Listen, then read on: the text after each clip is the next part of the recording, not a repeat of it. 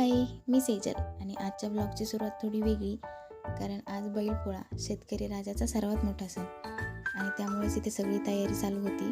आणि आज आमच्या गावामध्ये खूप मोठा पोळा भरला जातो पारंपरिक पद्धतीने.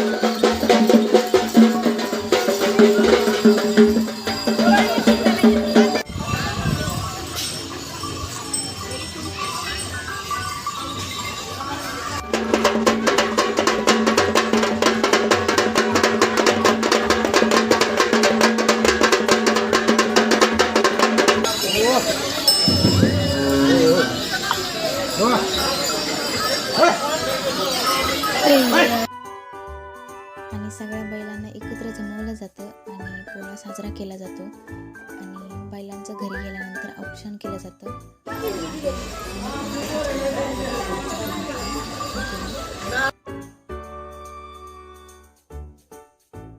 आणि फोटोशूट केला त्यांचा. बाय.